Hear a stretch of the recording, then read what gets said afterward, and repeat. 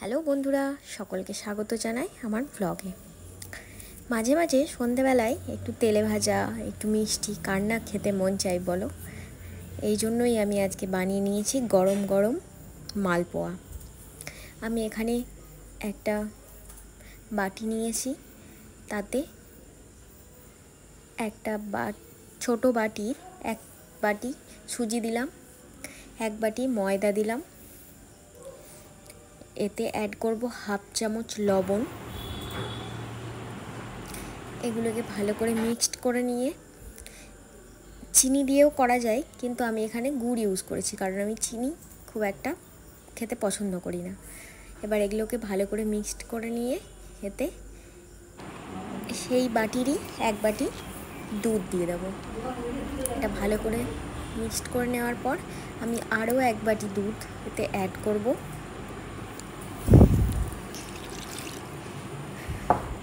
তাহলে 1 বাটি সুজি এবং 1 বাটি ময়দাতে 2 বাটি দুধ আমি অ্যাড করলাম। এবার এটাকে ভালো করে মিক্সড করে নিয়ে এটা কিছুক্ষণের জন্য রেস্ট করতে দেব। কিছুক্ষণ মানে 1 ঘন্টা প্রায়। এদিকে আমি একটা হাতাতে কিছুটা মৌরি গরম করে সেটাকে ভালো করে ক্র্যাশ করে নেব। তারপর এই ব্যাটারটাতে দিয়ে দেব। দিয়ে নিয়ে ভালো করে মিক্সড করে আরও কিছুক্ষণ রেস্টে রাখবো। ও হ্যাঁ, এতে আমি 1 চামচ মতো ঘি অ্যাড করলাম। এরপর আমি এটা 1 ঘন্টা রেস্টে রেখেছিলাম। এইদিকে আমি একটা কড়াইয়ে 1 বাটি জল দিয়ে তাতে 1.5 চামচ মতো চিনি দিয়ে চিনি শিরা বানিয়ে নেব।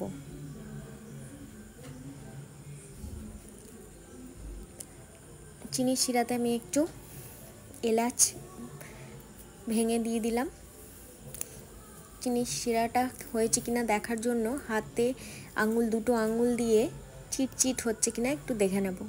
চিটচিট যদি হালকা হয়ে যায় তাহলে বুঝে যাবো শিরাটা হয়ে গেছে। এখানে আমার শিরা রেডি। এদিকে ব্যাটারটাও 1 ঘন্টা রেস্টে ছিল। এরপর কড়াইতে তেল দিয়ে সেটা ভালো করে গরম করে নেব। এবার আমি একটুখানি দিয়ে দেখব যে সেটা ভেসে উঠছে কিনা। যদি ভেসে ওঠে তাহলে তেল রেডি। এরপর দিতে থাকবো ব্যাটারটা এবং দেখুন কি সুন্দর ফুলে যাবে। এটা নিজে থেকেই এই যে ফুলতে শুরু করেছে। এই ফুলে গেলেই বোঝা যাবে যে মালপোয়ার ব্যাটারটা একদম সুন্দরভাবে মাখা হয়েছিল। উল্টে পাল্টে এটাকে ভেজে নিয়ে একদম কড়াই থেকে শুকনো করে তুলে নিতে হবে, তেল না থাকে। তুলে নিয়ে আমি মিষ্টির শিরায় ডুবিয়ে রাখবো। এদিকে আমি আরেকটা মালপোয়া দিয়ে দিলাম কড়াইয়ে। এটাও দেখুন সুন্দরভাবে ফুলে উঠবে। ফুলে উঠলে এটাকে উল্টে দেব।